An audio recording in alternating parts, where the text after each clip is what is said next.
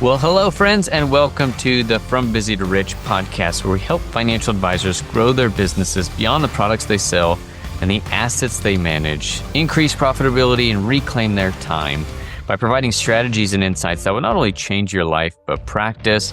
This week, we'll be continuing the conversation we started last week on this idea that pressure is a privilege. We hope you enjoy. If you hadn't had a chance to go and listen to last week's episode first, highly recommend you go back, listen to that one, and then come jump in and join us in the conversation.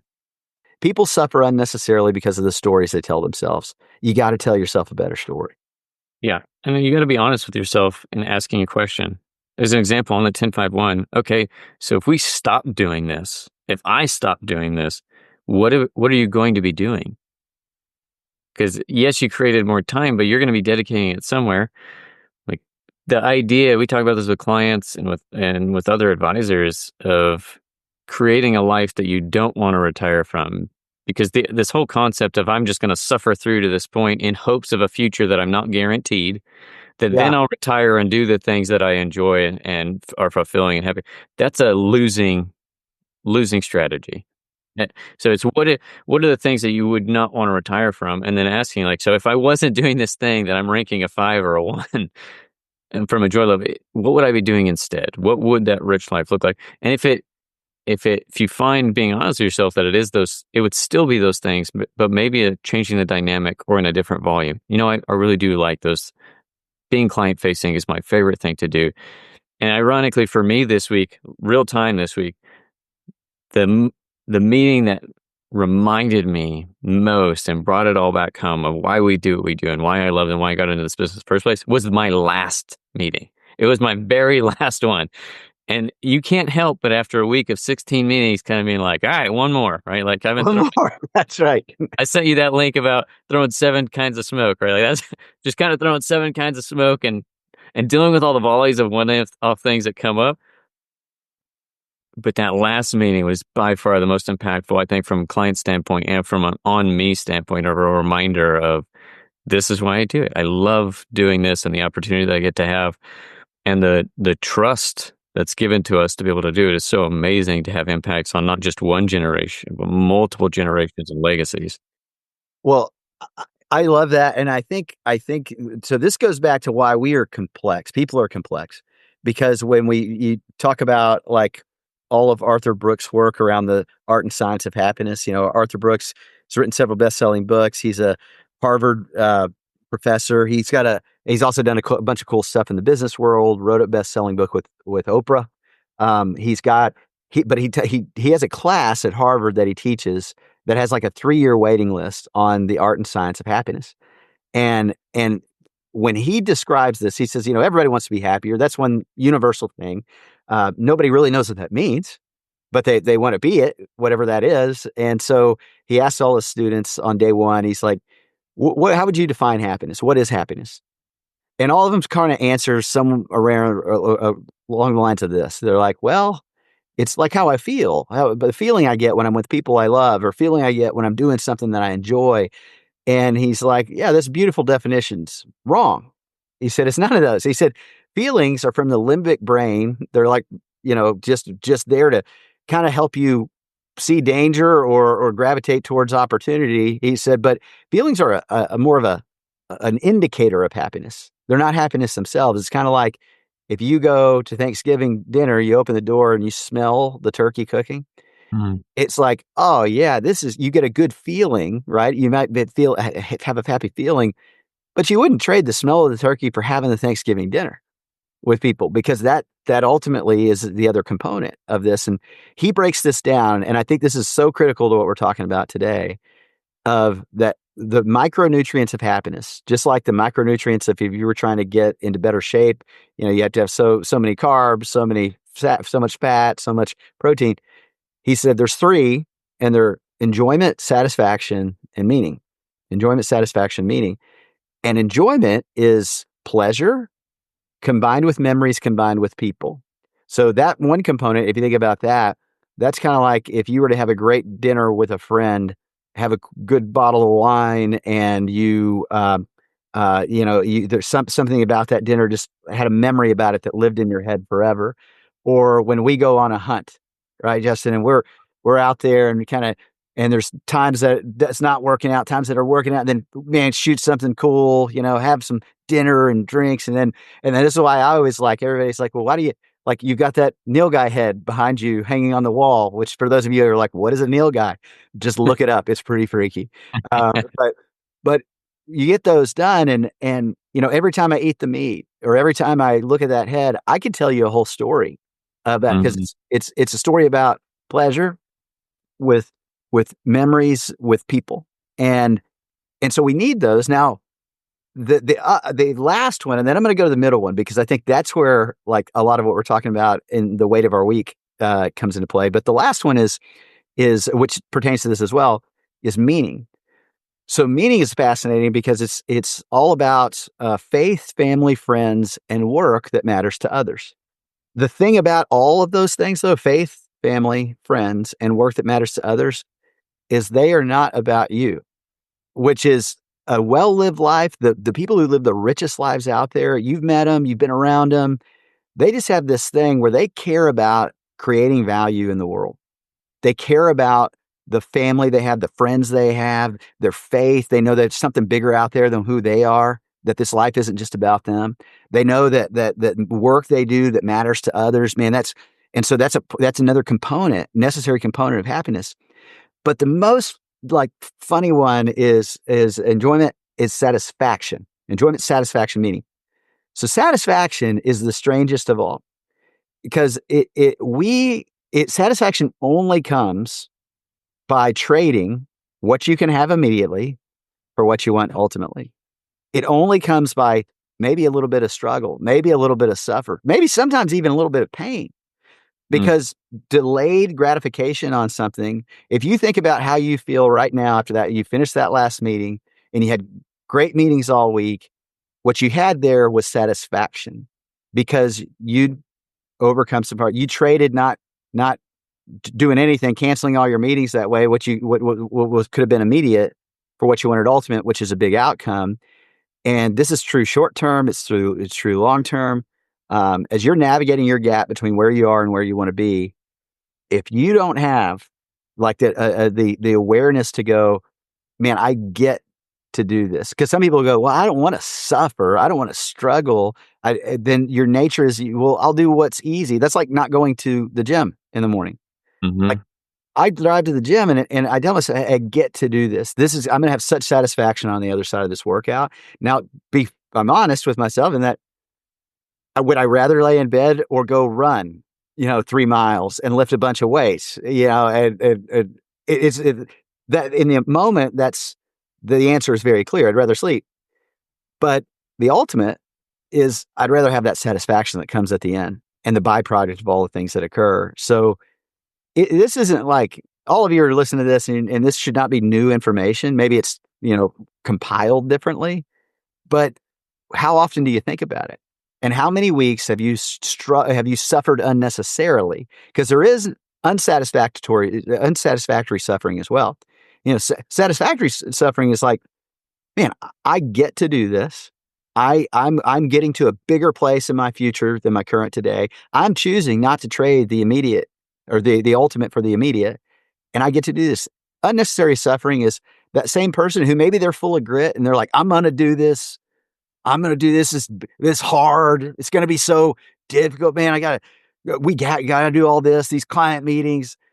They both are on the same journey. One's enjoying it a lot more and has a lot more enjoy, and that's what we want. So you should enjoy your Monday as just like your Friday.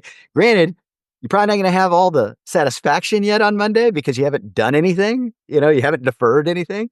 Um, but I tell you what you will feel satisfied on Monday is if you were disciplined enough to go ahead and do the recordings of your meetings the week before, you will Mm. be extremely satisfied watching those on Monday. And so Oh, yeah. it's a dichotomy. It is so complex. Your thoughts on all that? Yeah, I just think I would wanna circle it all back to 2 main points, and then I know we promised that we would circle back and focus on What if you're not? That's great for you, Wes. You're in the season where you've got all these meetings and you're kind of in the maintenance phase of exercise. You've been going to the gym for years and you're just fighting on the continue to do. You already feel good and already have a good level of health. What about me? I've never been to the gym. It's so much harder. That's a story too. It's the Yeah. same thing. You need to look at it instead of I get this opportunity to go create it, and it goes to satisfaction. You're going to suffer if you don't go to the gym and start working on your health. If it's the Yeah, that's right. you're going to suffer, and if you don't make the phone calls that you need to make and do the things you know you need to do in order to set the meetings and grow that, you're going to suffer. But you're not going to enjoy it. Versus, Yeah, you're going to suffer and you're not going to have satisfaction as a result of the suffering. exactly. It's going to go into a deeper hole of suffering. And it's guilt, shame, all the things and ultimately, in a lot of ways, probably going to lead to failure in certain areas. Or you can suffer through and do the things that you know you need to be doing that will give you the opportunity and recognize that you have the privilege. If you're newer in the business, you've got a blank canvas to create something beautiful for a rich life opportunity, working with the type of people you want to work with and doing the things. But it's going to take the getting up at the right time, the being consistent, like going to the gym. Like, it's going to, and going to the gym when you're just starting versus when you've been doing it for years, I sometimes get a little sore. But if I take several weeks off and then I have to go back to the gym, I'm sore all week. Yeah. But and that's part of it, but it's I know it's moving me in the direction where I want to go ultimately. And that's part of the joy and the excitement of it and finding new ways to do it. Yeah. And so if you're newer to this business or a role and you don't have a slate full of client meetings or a client base yet, and we can, I see lots of different ways this occurs. Um, your job is to schedule, in our case, we'd say go schedule location phase meetings. That is the Mhm. number one thing you can do. And listen, you can lie to yourself and you can tell yourself, well, I'll do that. But first, you know what I need to do? I really need to make sure that I know everything I need to know that would ever come up, possibly in any context, any conversation. Where it's like, no, all you need to do is go schedule your meetings. We've got a couple great advisors that are working with us now, Justin, that are new to our team, and some with a lot of experience, kind of in this role. Some with a little bit of experience, um, but the goal is the same for them to Mhm. have a great. What's a great week look like for you this week? You've scheduled 15 location phase meetings. And we always say or you can say, I schedule 2 a day for some time in the future. Now, your first week, you should probably try and schedule more than that because you haven't been doing that at all yet, but schedule 2 a day for some point in the future. And there are so many other things that can make you do a million different things other than that, but that's the only critical thing. And guess what? We'll be in those meetings. And you don't Wow. need to know everything because we do. And we don't know everything, but we know enough to get through Oh, yeah. we know a great location phase and we know a great expectation phase. And there's no better learning than like on the job training, Yeah. right? When you're actually having to do it, when it's not a theory, it's actually an actual situation. All of a sudden, it's connected to a client's real story. All of a sudden, the retention goes up, like the impact of the conversation goes up, and it just becomes less mysterious because it's not mysterious. Like when we teach our class, here's the other funny thing. And we go through the location, expectation, direction phase, and we get, hundreds of advisors every year that go through it. And then it's always like, yeah, but what would you say in like this meeting with a guy like this? I'd say every single thing I just said in that meeting that we recorded that you watched. I'm not a mystery here. This is exactly what we do. It is that easy. Don't overcomplicate it. So I would just say for that person that doesn't have a lot of meetings, your job is to get meetings, and you can wake up Monday morning. Hopefully you don't hit snooze. Hopefully you say, I get to do this day, but get out of bed. You do your morning routine that you've decided matters for you. And then what you need to do is say, all right, my win is to schedule at least 15, location phase conversations sometime over the next 3 weeks. And if you're been doing it a while, you're going to have some people that are in different parts of the process, but just start there. You need to schedule more meetings. And that means having a list of people. It means calling the people. It means hearing no. Hopefully you can go back and listen to podcast episodes we have on how to reach out to people and schedule meetings. because we have a lot of those out there or meet new clients. If you don't have a steady stream of people asking to meet with you, one thing is if you do this process long enough, well enough, the way we teach it, you're going to have it. It makes asking for referrals irrelevant because you have so many people asking to meet with you on a regular basis that you'll have to grow a big team to help handle all that flow. Absolutely. It's proven that if you just show up to the gym, no idea what you're doing, and just throw some stuff around, do some sort of exercise, you're going to get healthier than where you were. Because especially if you were doing nothing before. What won't get you any healthier is staying at home and becoming a subject matter expert about all the exercises that you could possibly do or diets you could follow, and then doing none of them. Yes. So it's even instead of start with one, show Yeah, up. Start with one, set the first one, and then go to the second one. It's that's right. the next step that's going to be most pivotal for you creating the rich life that you want to create. So, Don't just the last thought on this is, guys, don't get ready to get ready. That's the other thing people do. They say, well, yeah, I'm going to do that. You know what I need to do first is I need to do all these things. Have someone you trust that's like for whatever area of life you're trying to get better in, and tell them, here is my plan. What do you think? And they need to be at a place where you think they've done what I'm trying to do. So I need them to like observe my plan, and they'll go, well, not that. I would focus just more on this. And then don't go, okay, well, I'll do that after I do all these other things. Say, no, this is the most important thing. Don't wait. Don't suffer unnecessarily. There's bad suffering too. Suffer, but struggle because you're deferring what you want immediately for what you can have ultimately because you do the hard thing. That's right. Well, we hope you guys enjoyed this and got a lot out of it, and it really starts to shift the dynamic. Maybe you're in the season like us, where it's just busy and can feel heavy, but hopefully we've helped reshape some of that and can bring some more joy back into what you're doing as a reminder. And if you're newer in this industry, what an exciting time to be here. And there's a ton of resources, regardless of where you are in your season of business and in life. Highly recommend. Go over to westyounglive.com. We have additional free resources, tons of other podcast episodes, and some other things like Transform Learning Series that if you're like, hey, I really like this, but I don't have a model or a process to follow, go check it out. We have it built out. And like Wes mentioned, we disclose everything in it. Nothing's hidden. There's no mysteries that aren't revealed as far as how we do it. We've had a lot of enjoyment, a lot of success doing it. So again, hope you enjoyed it, and look forward to seeing you next time.